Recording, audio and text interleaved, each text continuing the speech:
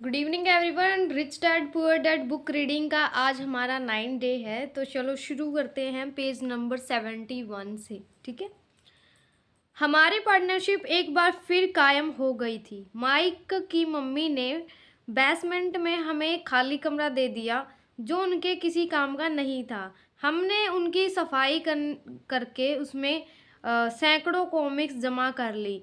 जल्द ही हमारी comics library लोगों के लिए खोल दी गई। माइक की छोटी बहन को पढ़ने का बहुत शौक था, इसलिए हमने उसे अपना लाइब्रेरियन बना लिया। लाइब्रेरी में आने और कॉमिक्स पढ़ने के लिए वह हर बच्चे से 10 सेंट लेती थी। स्कूल खत्म होने के बाद हर दोपहर 2:30 से 4:30 बजे तक लाइब्रेरी खुली थी।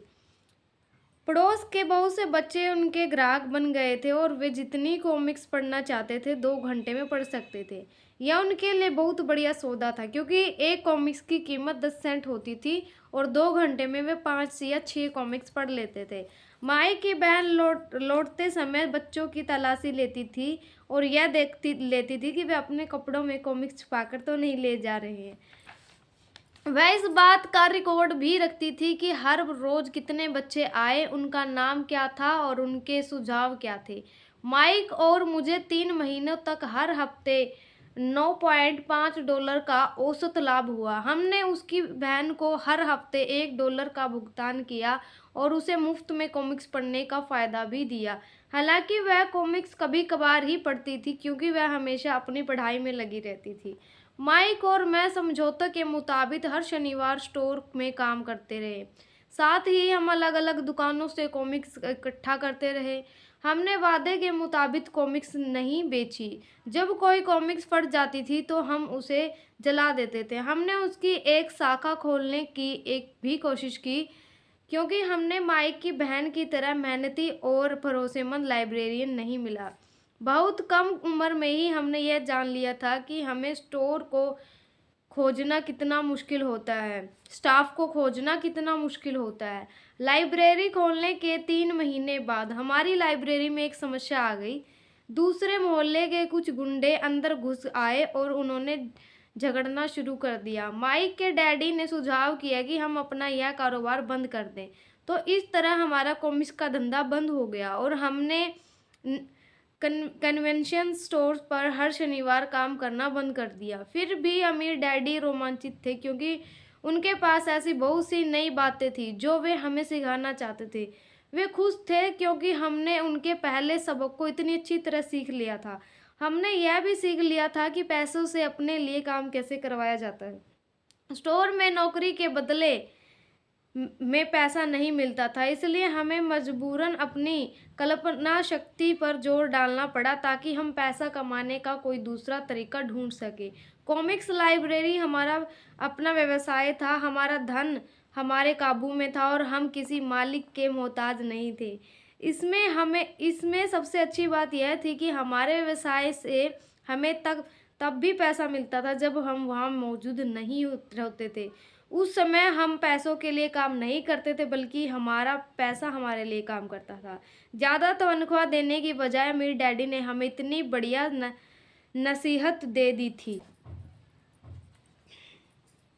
सबक 2, अध्याय 3, पैसों की समझ क्यों सिखाई जानी चाहिए। 1990 में मेरे सबसे अच्छे दोस्त माइक ने अपने डैडी का लंबा चौड़ा कारोबार संभाल लिया और उसे अपने डैडी से ज़्यादा कामयाबी मिल रही है। हम एक दूसरे से साल में दो बार गोल्फ कोर्स पर मिलते हैं। वह और उसकी पत्नी इतने ज़्यादा अमीर है कि आप उनकी कल्पना भी नहीं कर सकते।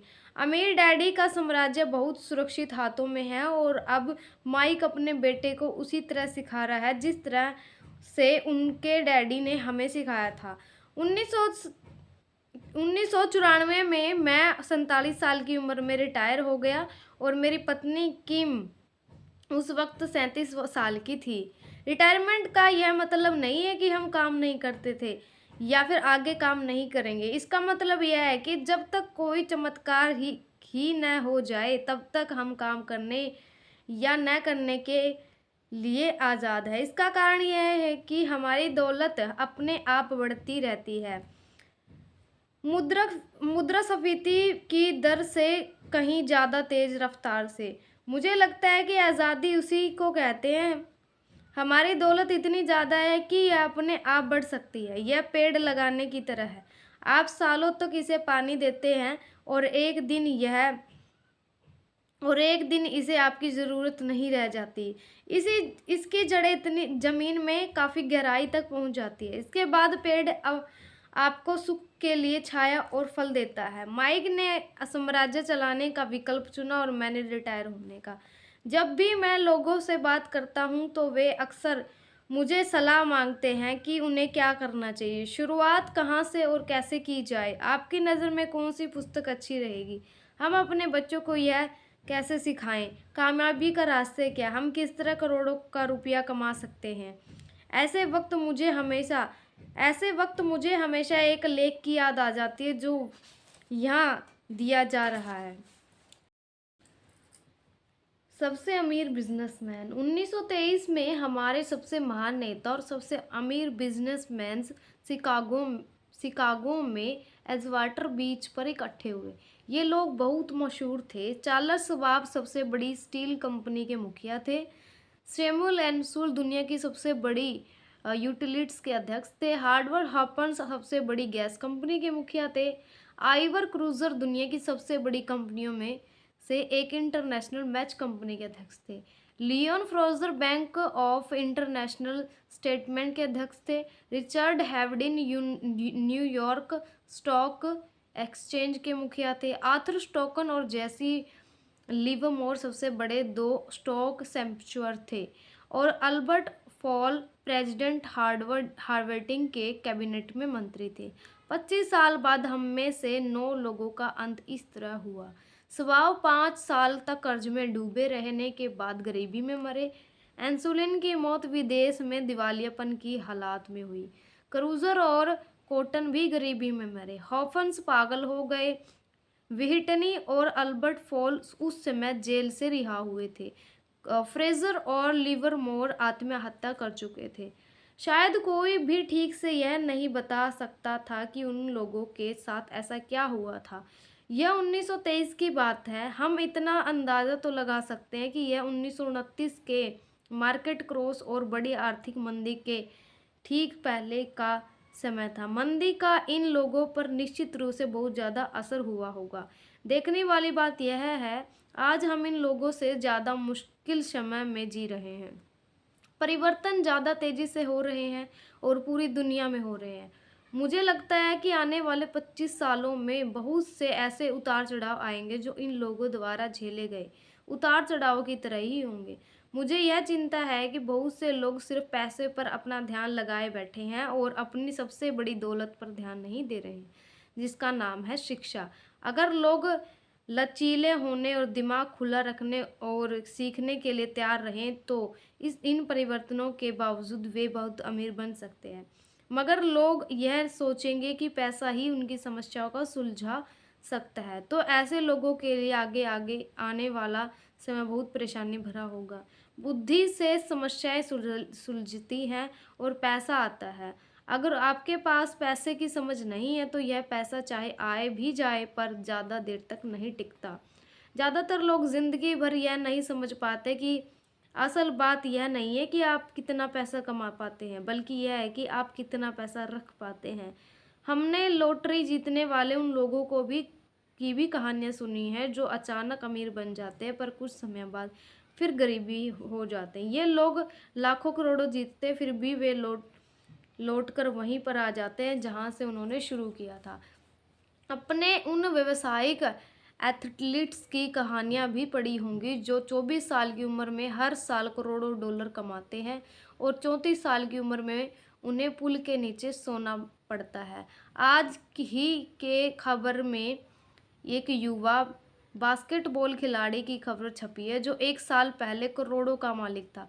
आज वह यह शिकायत भी करता है फिर कि उसके दोस्त वकीलों और अकाउंटेंट्स ने उसके पैसे हड़प लिए और इसी वजह से आज उसे बहुत कम मजदूरी पर काम करना पड़ता है। वह सिर्फ 29 साल का है और उसे कार धोने के काम में से भी निकाल दिया गया।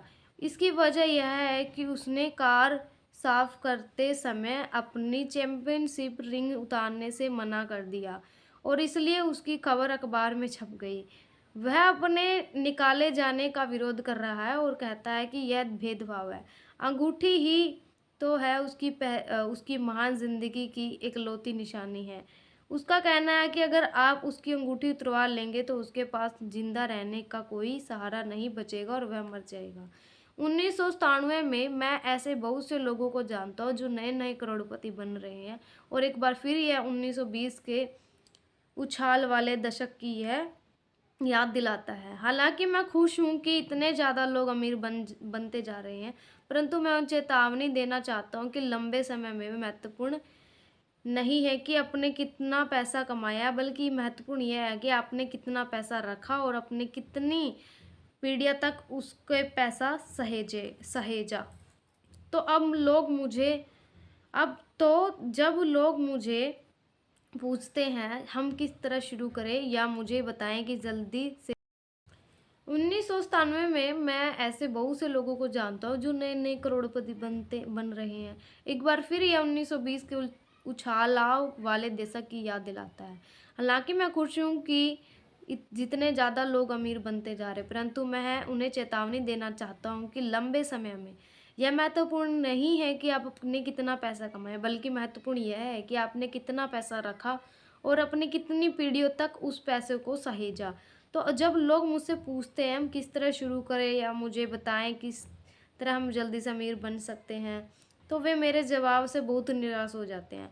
मैं उन्हें सिर्फ यही कहता हूँ जो मेरे अमीर डैडी ने मुझसे बचपन में कहा था, अगर तुम अमीर बनना चाहते हो तुम्हारे पास पैसों की समझ होनी चाहिए।